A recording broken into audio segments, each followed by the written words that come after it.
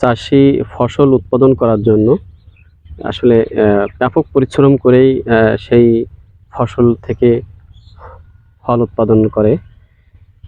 তেমনি এই ক্ষেতে আসছি, এই ক্ষেতে চাষি ব্যাপক পরিশ্রম করে যাচ্ছে ফসল উৎপাদন করার জন্য এবং একটা প্রযুক্তি ব্যবহার করেছে, যে প্রযুক্তিটা খুবই ভালো লেগেছে এবং এটা মাছি পোকা দমনের জন্য খুবই উপকারী একটা সিস্টেম। আমরা যদি একটু লক্ষ্য করি দেখি এই যে ফাঁদ, এই ফাঁদের ভিতরে কি পরিমাণ পোকা আটকে আছে।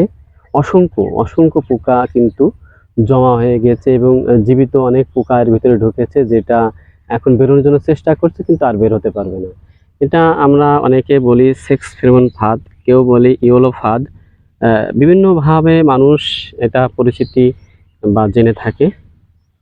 আসলে আমাদের এই পদ্ধতির মাধ্যমে আমাদের সহজে ক্ষেতের ফসল কিন্তু মানে পোকা দমন করা সম্ভব, বিশেষ করে মাছি পোকা দমন করা, যেটা গাছে ফলে উল মেরে ফসলগুলোকে নষ্ট করে দেয়, কচি ফলগুলোকে নষ্ট করে দেয়।